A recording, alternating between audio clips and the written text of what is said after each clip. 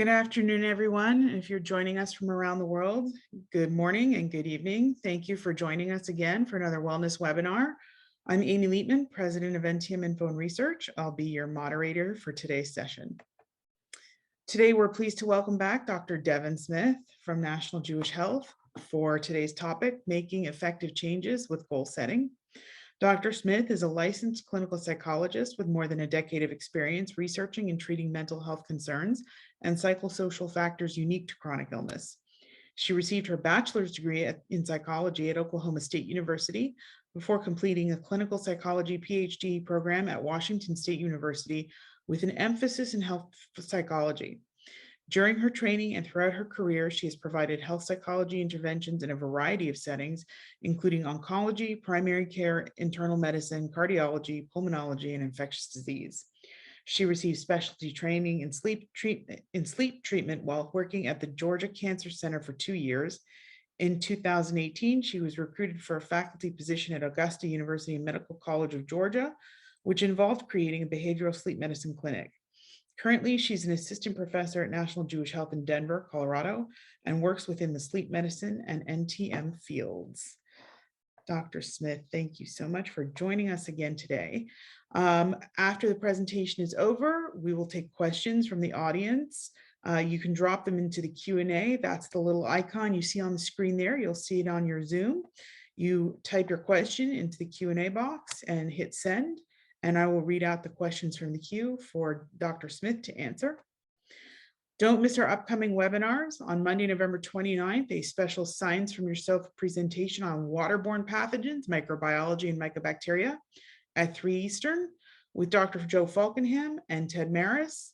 And on Saturday, December 4th, we will welcome back Dr. Smith for improving your well-being with effective communication and social support. Don't forget to follow us on social media. We are on Instagram, Facebook, Twitter, and YouTube. And on YouTube, you can find all our previous webinars archived as well.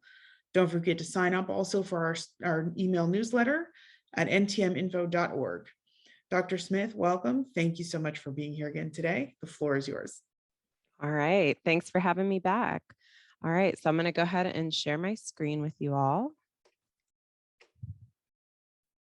Okay. Can you see that okay?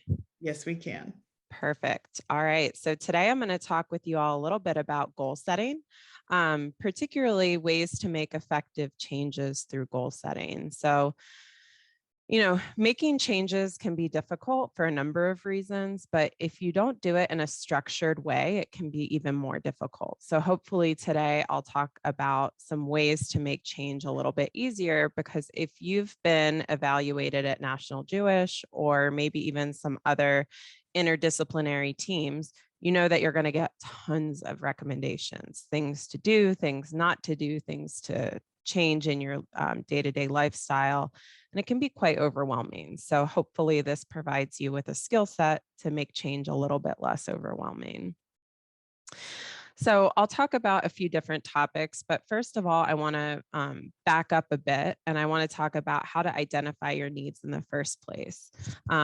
Some people might be perfectly aware of the changes that they need or want to make in their lives, but sometimes it can be difficult to know where to start, to know exactly what it is about your life that you want to change, or what areas you want to improve. So we'll talk about identifying your needs. I'm going to talk a little bit about values, which I've covered in a previous webinar. So if you want more details on that, you can absolutely go back and listen to that.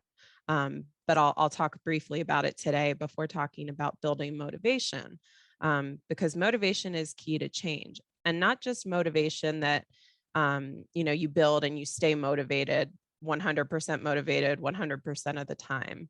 I think what people don't always realize is that motivation shifts. And so we'll talk about how to keep your motivation levels high, even during difficult times.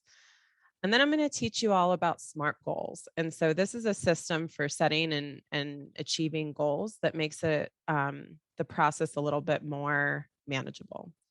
And then we'll talk about applying it specifically to long and short-term goals.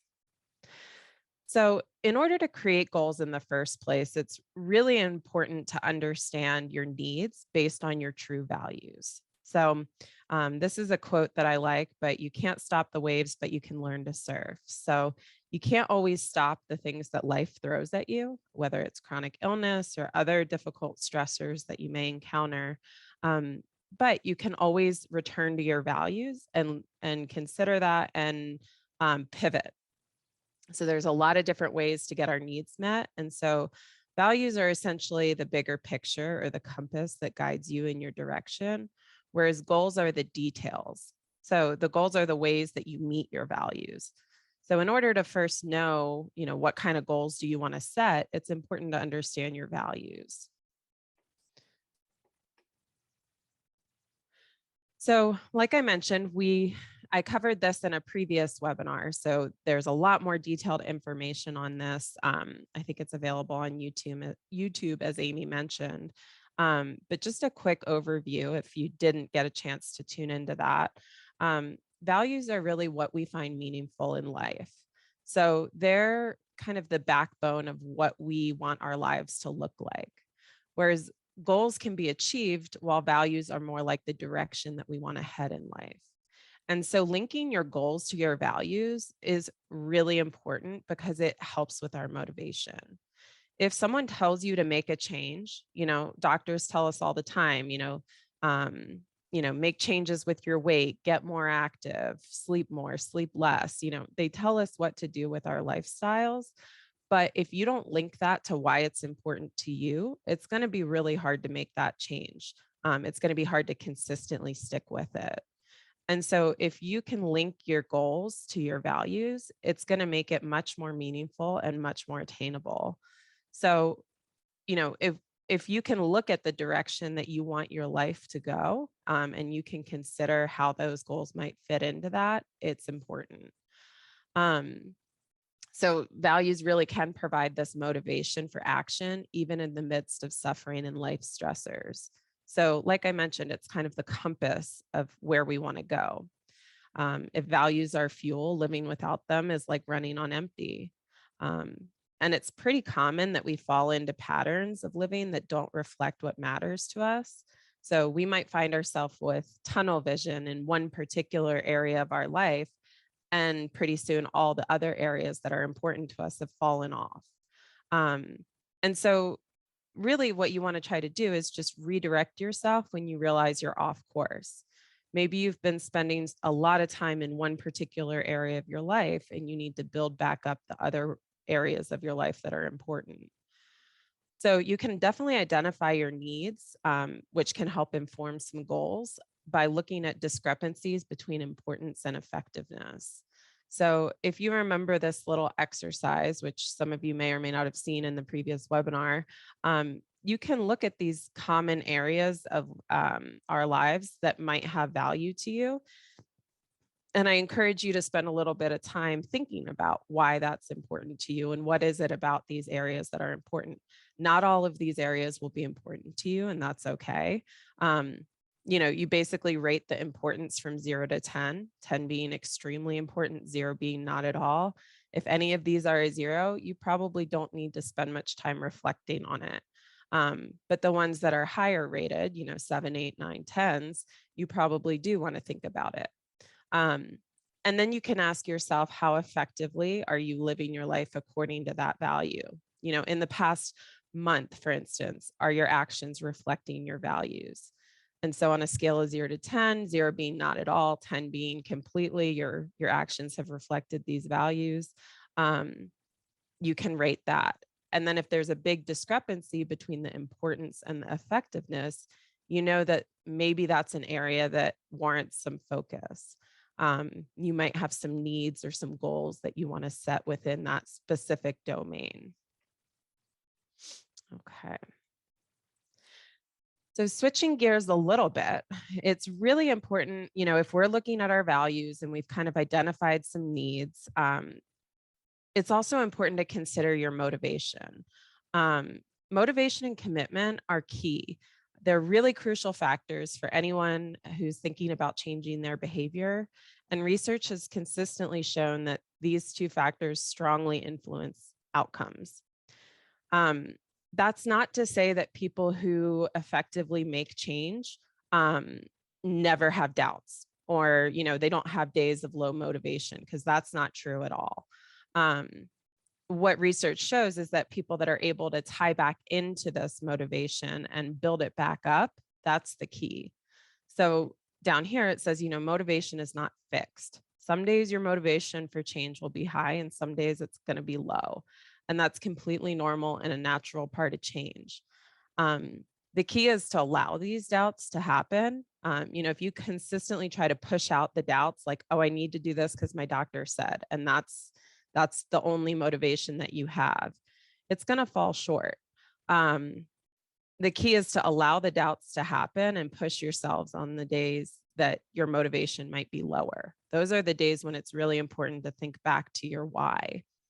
The more motivated and committed you are, the more likely you are to work on change and see success. But really, the key is to link your motivation to your personal values, not someone else's ideas about what you should do.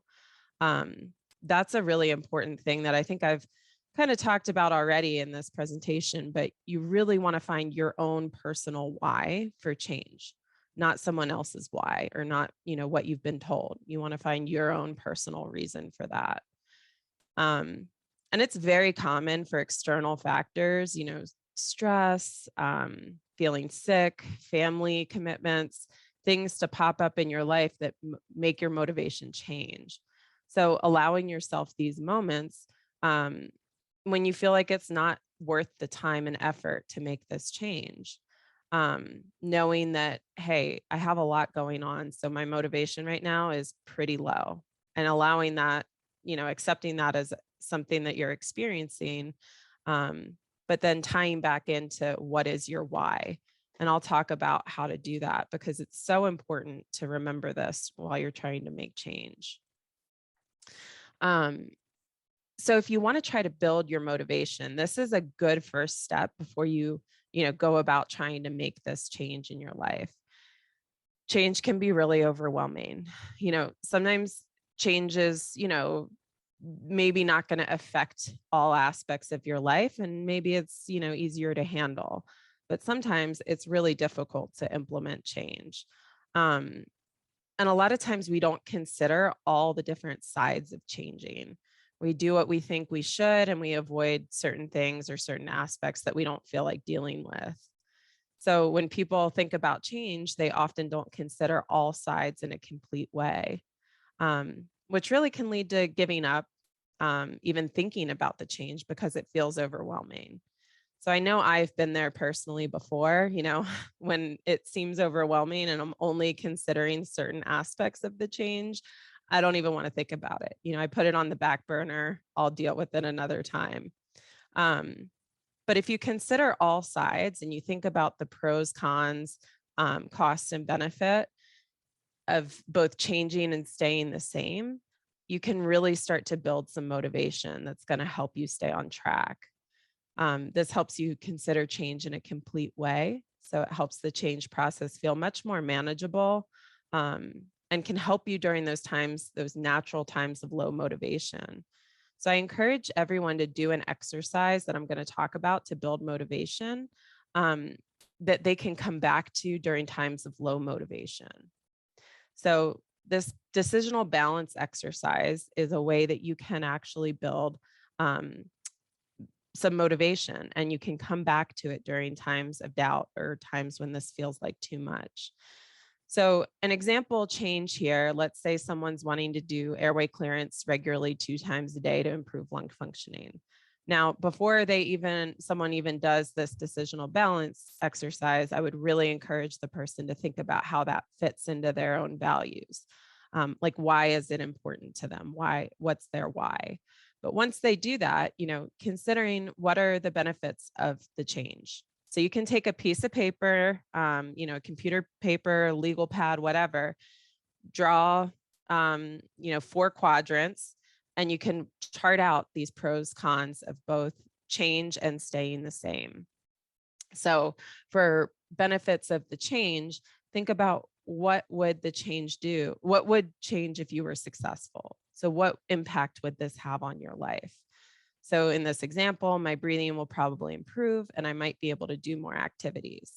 So that's one example of a benefit that this person might think of.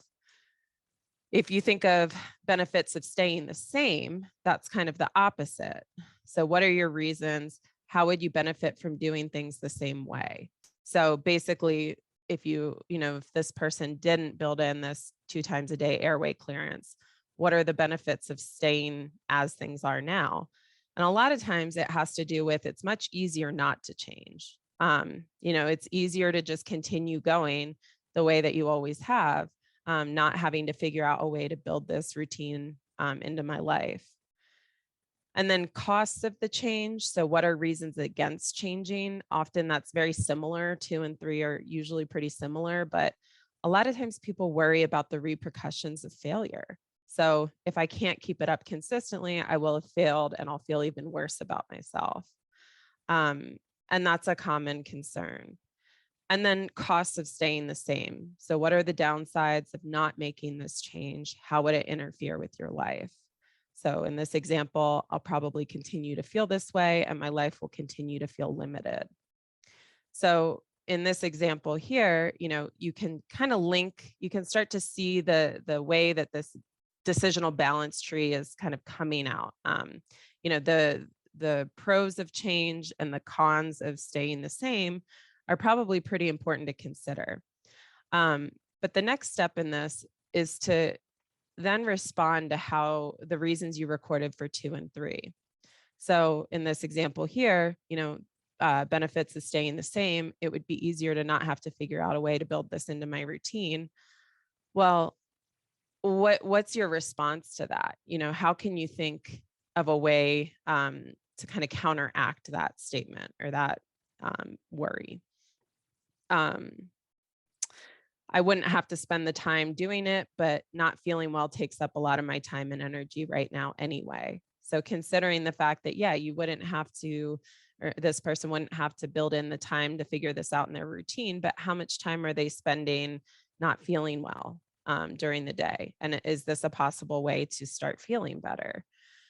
For the costs of the change, if I can't keep it up consistently, I will have failed. Even some airway clearance is better than none, and I don't have to be perfect to make improvements. So that's just an example of how you can respond to that, because a lot of times with failure, people are thinking in a very black and white sense. And what I mean by that is all or nothing. They've either succeeded or they've failed. There's nothing in between. And life isn't that clean cut. If you make a little bit of change, that's some success. And so thinking about it more of you don't have to be perfect to make improvements. And so this exercise, I think, is really helpful for a number of reasons. Like I mentioned, number one, it's going to help you build that initial motivation. But number two, it's going to help you during times of low motivation. So I really recommend that everyone wanting to make change does this decisional balance exercise, even if they don't feel like they need it, even if your motivation feels pretty high at the moment. If you do this before making a change, it's going to help you during times when your motivation does fluctuate, because you can come back to it and read through and remind yourself of why you're doing this. All right. And so we're going to switch gears to talk a little bit more about how to specifically set goals. One research study found that 76% of participants who wrote down their goals and provided weekly progress to a friend successfully achieved their goals. So there really is something about being systematic with your goals, writing it down, and also kind of reflecting on your progress, whether it's with other people, holding yourself accountable, but really trying to be systematic about this can make a big difference. And so I don't know, have people heard of, well, no one can talk to me, but I'm curious if anyone's ever heard of SMART goals before. Maybe you have, maybe you haven't. But essentially, it's just a system for setting goals that really has been linked to some positive change. So SMART stands for, you can see it stands for specific, measurable, achievable, realistic, and timely. So we always say, be smart about your goals. If you've ever heard that little saying before, really it's linking back into this SMART phrase. So defining goals is key to making effective change. If you set a goal and it's, maybe not well defined, or, it's not measurable, or, all of these different aspects, it's going to be hard to systematically look at whether or not you're successful with this. So I'll give you an example of, let's say someone has a goal of they want to be a better person. What does that mean? How I define a better person or a good person might be totally different than how you define a good person. So we wouldn't say that that goal is very specific, because what does that mean to be a good or a better person? How would you measure that? How would you measure whether or not you're a good person? How would you know when you've achieved that? Is there a timeline of, okay, now I'm a good person? It's just, that's an example of something that really needs to be narrowed down into something that's more specific and tied to some things that you can actually reflect on to see if you're making this goal, making this change successfully. Another example is, let's say that your doctor tells you that you need to change your weight. Either you need to gain weight, lose weight, whatever. That's a goal that maybe you take on and you want to make that change. But if you don't put into, like, what's a realistic amount? Realistically, what do you want to change? Specifically, what about your weight? Is it that you need to gain 5 pounds, 10 pounds? Do you need to lose 5 pounds, lose 20 pounds? You have to make it more specific. And so I'll talk about this a little bit more specifically, so that you can kind of see what this looks like. So when you're making something specific, there's no limit to this. So the more specific you can possibly be, the better. So if you say, okay, my goal is to gain weight, that's probably not even specific enough. How much weight do you want to gain? Is this a short-term goal or a long-term goal? Considering, okay, my goal, if you want to make it more specific, for the next month is I want to gain 1 pound. So something super specific.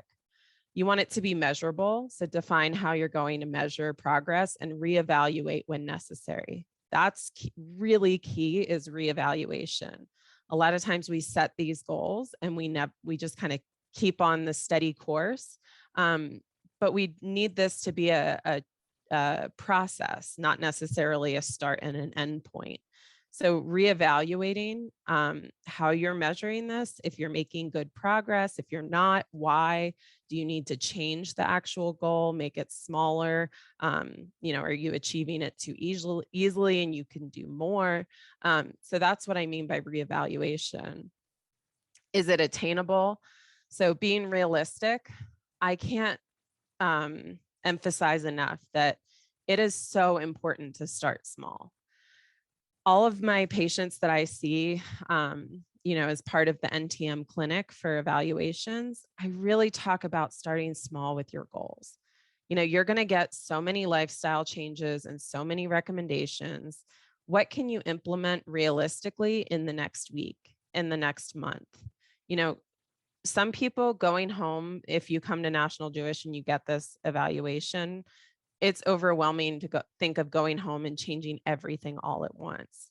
So considering what's most important and what you can realistically do, and then how you can build off of it.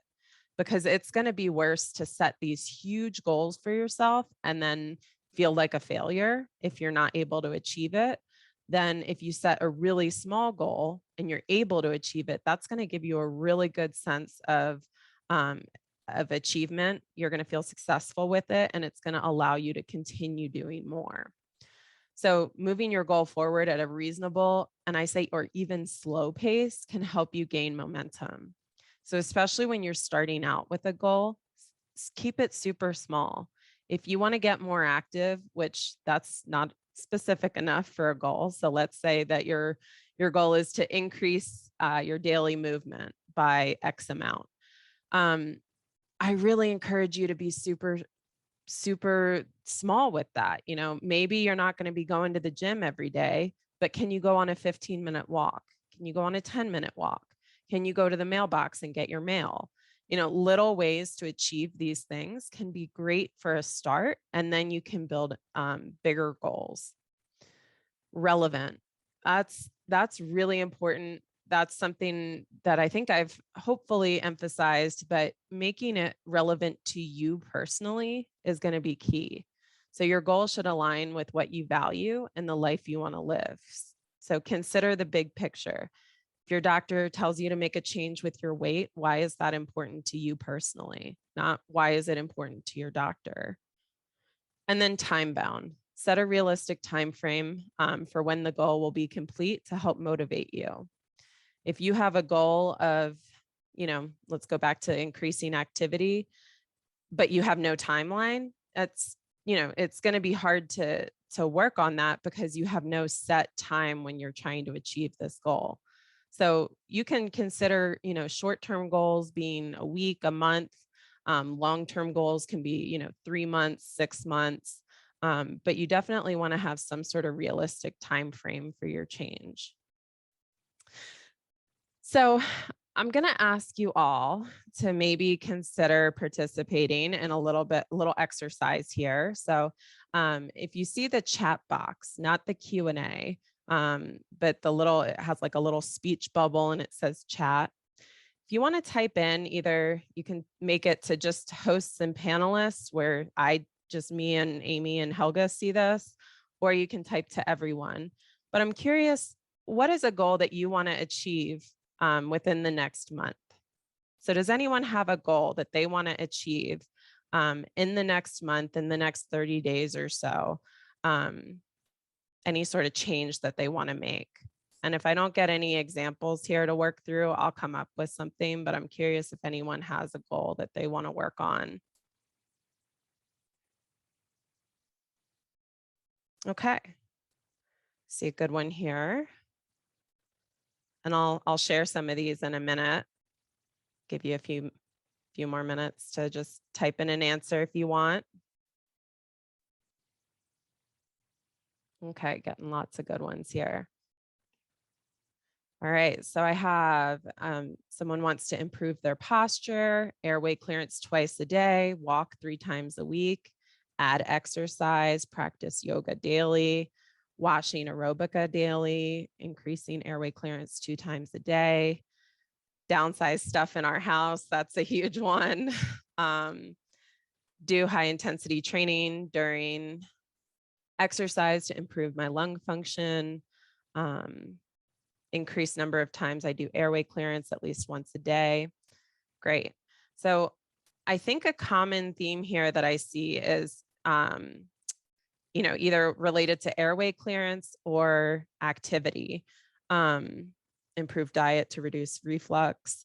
So what I'm going to do is I'm going to walk through one of these examples here, and we'll kind of do this exercise together. So let's take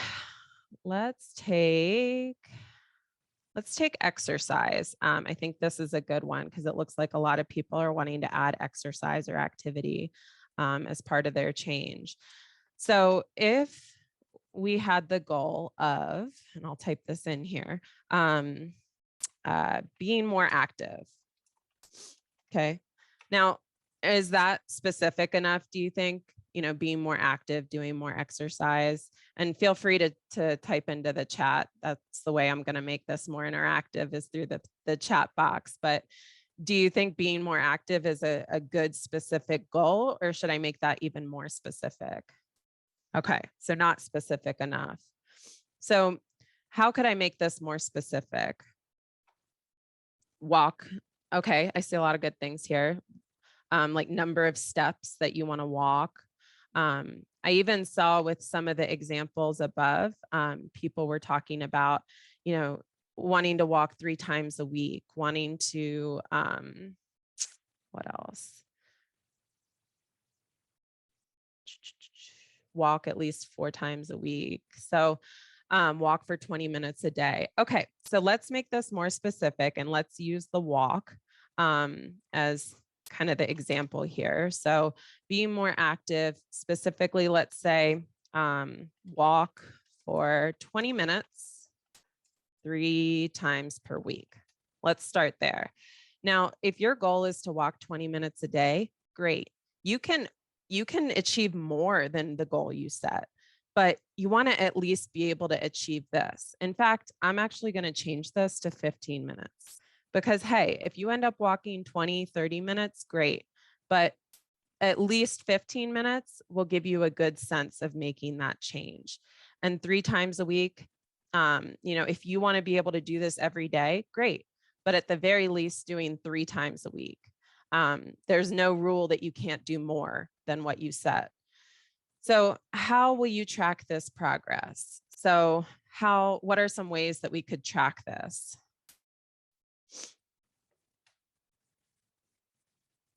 Oh, I see. Okay. Use an activity app. Great. Use a calendar. Yep. So let's say for those of us that aren't tech savvy, let's say that we're going to use a calendar, like a calendar or an agenda or something where we're going to track this and write this down. But other examples could be, there are great free activity, can't talk and type apparently, activity trackers, even like Fitbits or Apple Watches, you can do some of that. Text a friend, absolutely. So just some sort of way where you don't want to just, of course, if you're going to walk 15 minutes 3 times a week, but if you can actually write it down, check, and check it off, it's going to help because then you can go back and see if you're actually meeting this goal. So for the attainable, what do you need to make this possible? How can you achieve this goal? So what are some ways that we can make this possible?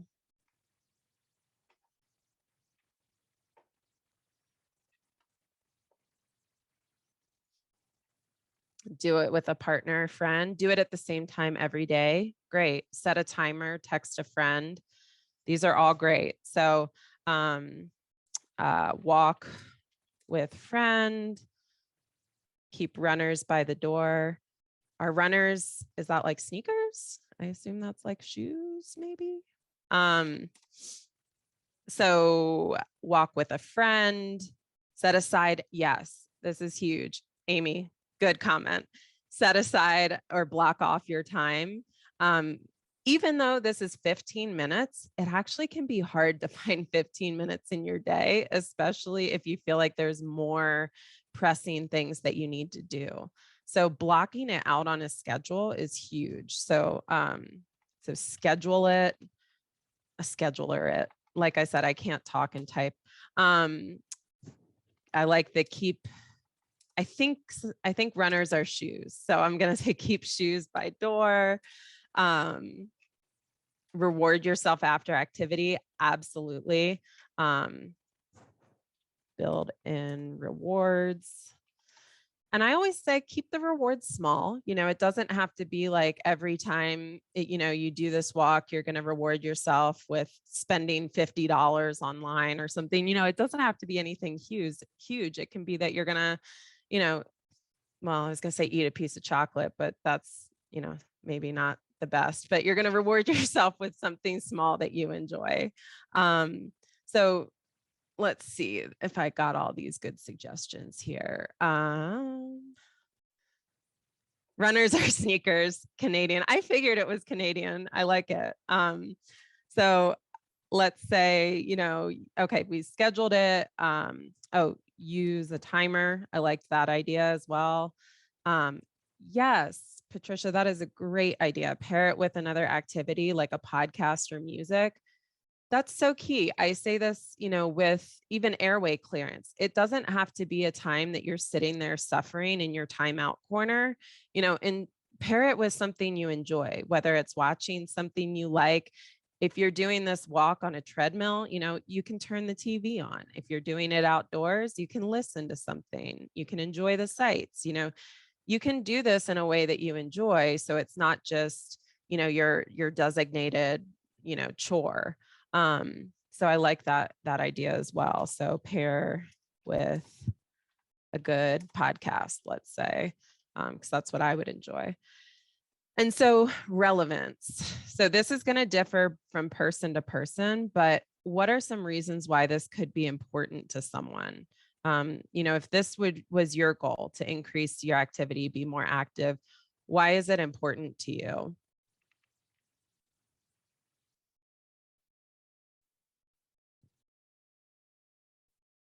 And again, I can come up with some examples here, but I'm curious to see if anyone else has some ideas before I throw out my own.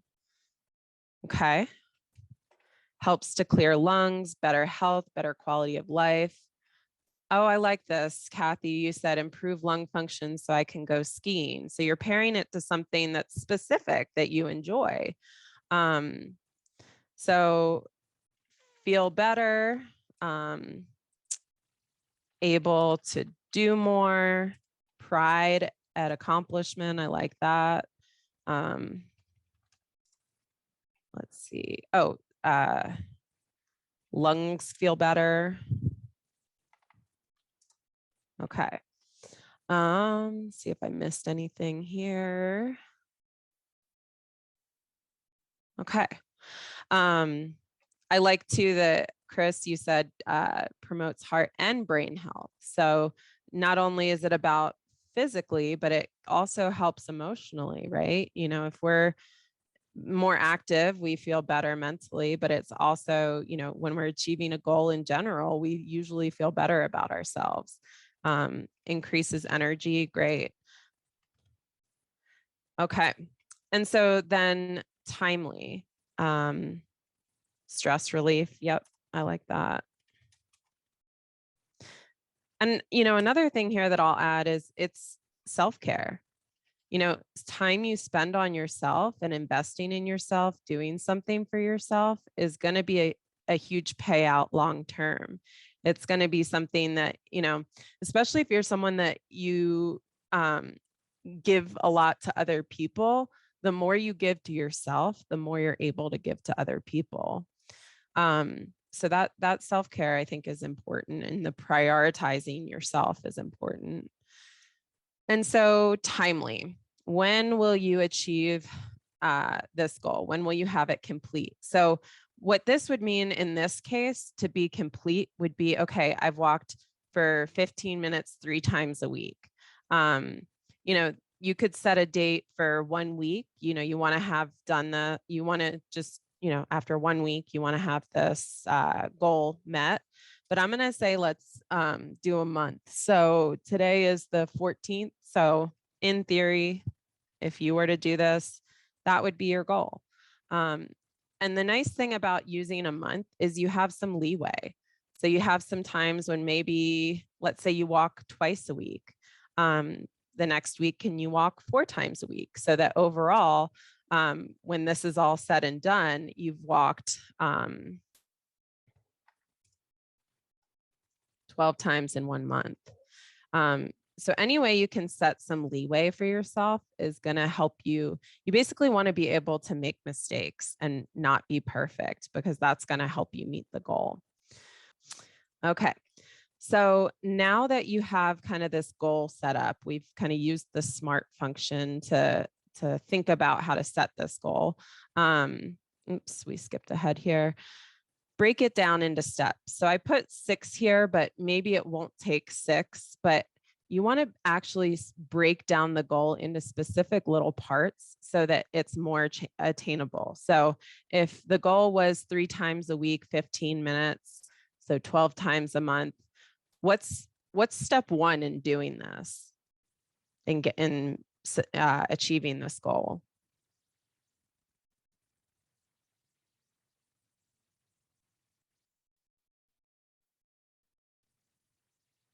Finding the time. Yep.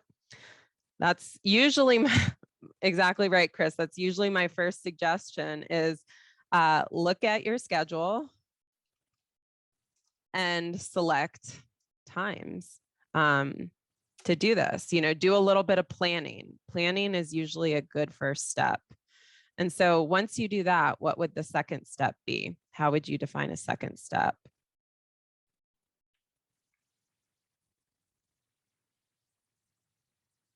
Okay, so putting walking clothes on first thing in the morning and going and doing it. So yep, so we could kind of set this down into two steps here. As Chris said, get all your gear in place. For activity and exercise, I like recommending, set it out the night before. For our Canadian friends, put your runners by the door, put your sneakers, by wherever it is that you're going to start. So you have this kind of set up. And then as Kathy recommended, put walking clothes on first thing in the morning. And then walk for 15 minutes. That would be actually doing it, right? And then we might put in part of our step here is we're going to be tracking this.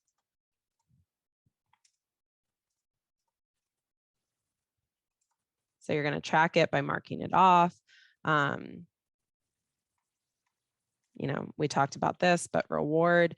So this is just kind of an example. You could set this up in a number of different ways, but you really want to break it down in a way that might seem obvious to a lot of people, but you want to be as specific as possible because these are all things that you can check.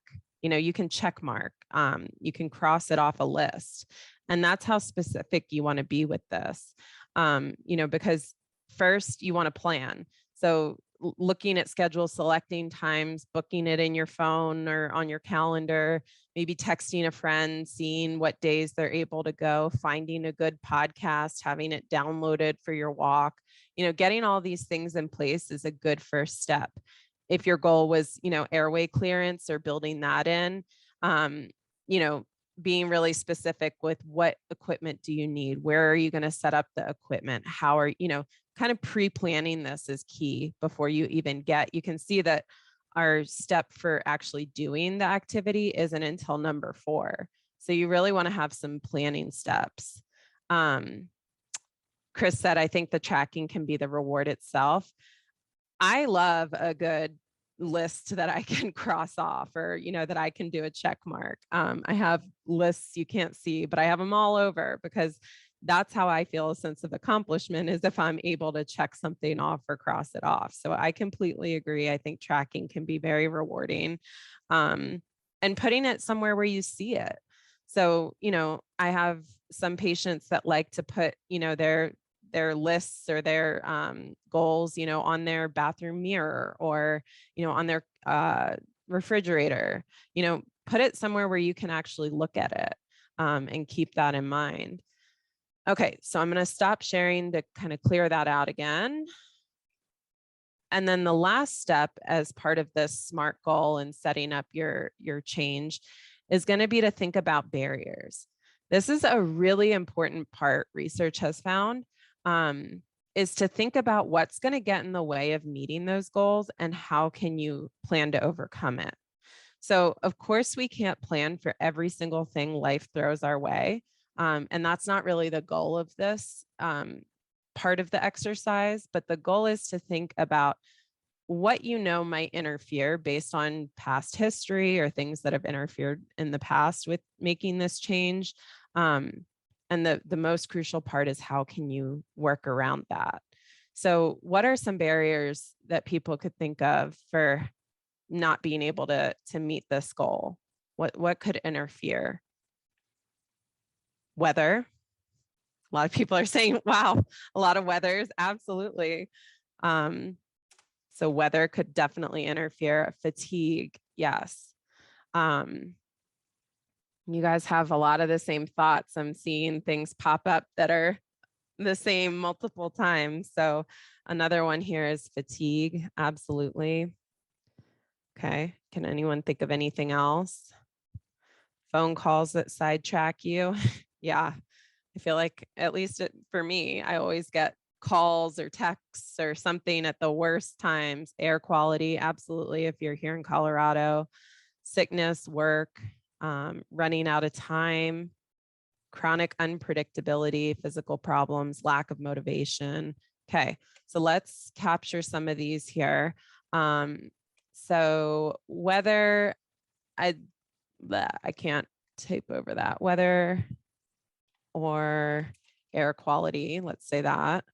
It's a big thing if you're here in Colorado or Denver. I assume it's other places as well, but I'm just so focused on it here. Our air quality is not great a lot of times. So, and then things that sidetrack you. So maybe other obligations. So whether it's work, phone calls, things that just pop up that kind of sidetrack you and take you away from that. Sickness. So I assume, sickness or like not feeling well. It's hard to do these things when you're just not feeling 100%. Yep, running out of time. I think that's a good one, particularly if you're able to do these things first thing in the morning, great, but some of us can't. And then, we plan to do it in the afternoon, but then something comes up and then the evening, and before we know it, it's just too late. So running out of time is a good one. Let's see. Oh yeah, appointments, absolutely. So like time, that kind of matches with running out of time, but like and other obligations, having all these appointments throughout the day for yourself or for family members, it takes up your time, right? And then I, like Jane mentioned, lack of motivation. There are some days when you're going to wake up and you're just going to be like, nope, don't feel like doing this. It's not important. I'll do it tomorrow. So what are some strategies for if the weather or air quality is poor and that's a barrier for you? What are some options of ways to get around that? Obviously, we can't change the weather or change the air quality. Walk in a mall. So walk indoors or on a treadmill if you have access to that. That's absolutely a possibility. And so also you can see here how with planning this out and thinking about the barriers, you're also going to be able to plan, put a contingency plan in place, because where would you walk indoors, or do you have access to a treadmill? Kind of putting those things in place, knowing that this is likely to pop up as something you need to fall back on. Fatigue. How can we overcome that? If you listen to my fatigue management webinar, you might have some ideas. Yep, Jane, smaller bites, exactly. So maybe you can't go do a 15-minute walk, but maybe on a day where you're really fatigued, you do 3 5-minute walks. That's, for some people, depending on where they live, that can be walking to the end of the driveway and back, and doing that morning, afternoon, evening. And then you've met your 15-minute goal, and you've done it in a way where it's not going to wipe you out entirely. Even if you can't do 5-minute walks, maybe you do 5, math is not my strong suit, 5 3-minute walks. There we go. But what way can you break it down into smaller chunks? Other obligations, how can we overcome that?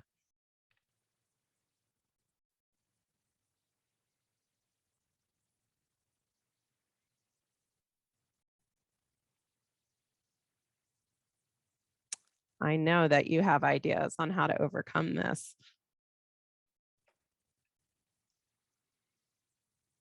What do you do when things get in the way? Chris, exactly. Ask neighbors to drive family to appointments, turn off phone, schedule it as if it's a doctor's appointment, revisit values. Patricia, you've been listening to what I say. A+. Yeah, I think, all of these are great ideas. So I'll just say turning off distractions. You know what I mean by that? It could be your phone, computer, TV, whatever it is, turn it off, set it aside.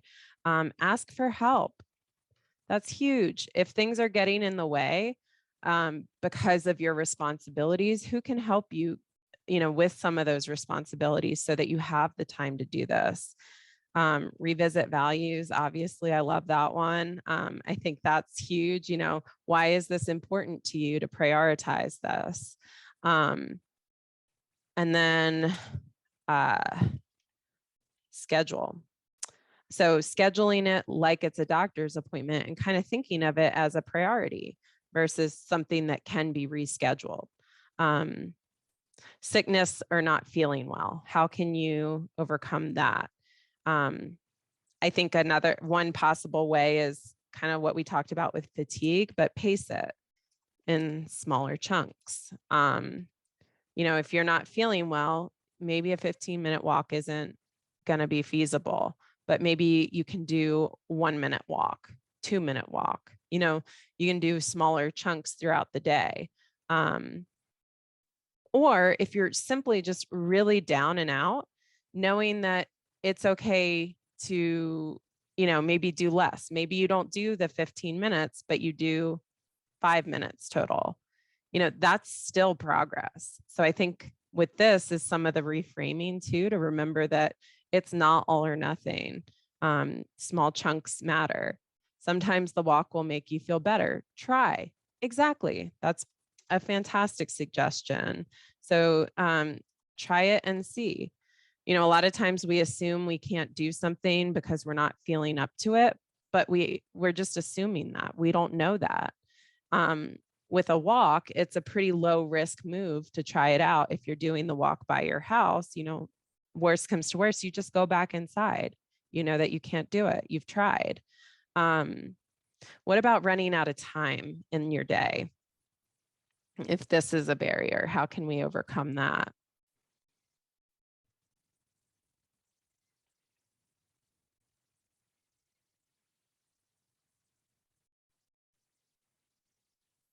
Schedule.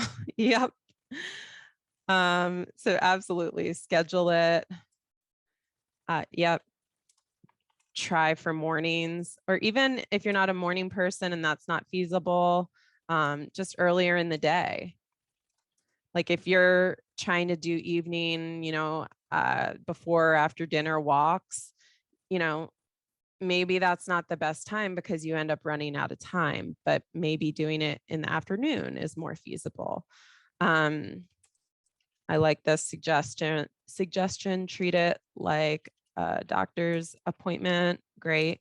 I'm a big fan too of timers. So if you're running out of time because of other activities, let's say that you need to, you just feel like you can't do this until you get something done.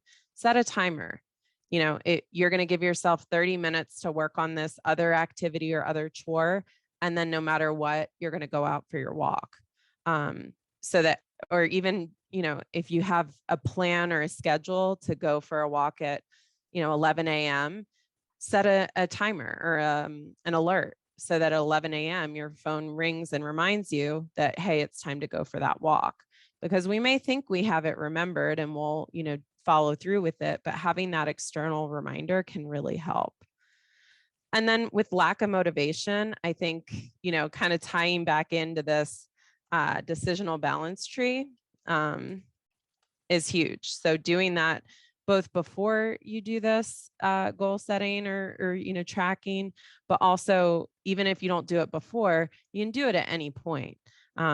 Just grab a piece of paper and list out your reasons, highlight the ones that are most important, reflect on that, remember it, tie it to your values. Yeah, so Patricia said, phone a friend who is a designated motivator, definitely. So like an accountability partner, that could be helpful as well. So looking at this, we now have not every single barrier that could possibly pop up, but we have a lot of different things that realistically could interfere with your ability to do these walks. But most importantly, we have a plan. And this plan can be applicable to a number of different barriers too. So, we've talked about pacing it for several different reasons, trying it. Schedule has come up as something that's really important, tying to values, making sure you have your motivation decisional balance tree. Jane said substitute with something else. If you decided to walk, but you're in pain, sit and do leg and arm exercises while doing something else. Absolutely. So maybe you can't go for a walk that day, but you do some light stretching, and you could still record that as activity in your calendar or however you're tracking it.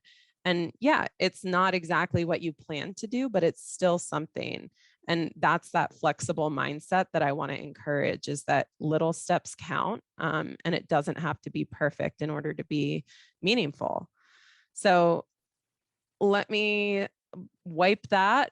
And then the last thing I'll leave you with is basically find your why, figure out what your needs are by reflecting on your values, build your motivation, and remember that fluctuations are completely normal.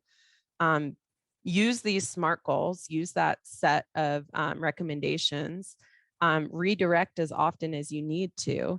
If for instance, as we talked about, if you notice you're running out of time in your day, maybe you need to pivot and plan how to do things earlier. If you're noticing that the walk is just too difficult for you, maybe you make your goal, walking or stretching, so you can redirect and kind of rethink through these goals. It should be a moving process, not necessarily something fixed. And then considering both short and long-term goals. So, if your goal is to build your activity, start with the short term, but also think about maybe something long-term, in 3 to 6 months, what do you want to achieve? And use the SMART goals for both of these. All right. So I have about 5 minutes, and I'm happy to answer any questions. So if you have any questions, please drop them in the Q&A. We had a really robust participation. So yeah, it may be that we don't have a Q&A session today, but that was really great. Everybody really threw out a lot of good suggestions. Yeah, thank you all for actually participating and helping with this. It's a lot better to have all these different ideas coming out than just me, coming up with these ideas. And hopefully this gave you a good framework for how to do this, even if, with the airway clearance or cleaning the aerobica, you can absolutely apply these. Well, we have a thank you very much, and good morning from Australia. Thank you for joining us from Australia. We really appreciate you taking the time. It looks like we don't have questions. We have a lot of people who really enjoyed this. Thank you so much again You are for so welcome. joining us. And we have more thank yous popping in. We really appreciate this. Was a very helpful presentation, and I think the interactivity was really helpful for everyone as well. Everybody, thank you so much for joining us again. We really appreciated having you on this wonderful webinar Sunday, Wellness Webinar Sunday. Dr. Smith, thank you. This was a great presentation, and I think we're all looking forward to what next month brings. Everybody, have a wonderful week ahead, and don't forget to set those goals and start working on them. Thanks, right, everybody. take care, have a great week. Bye-bye.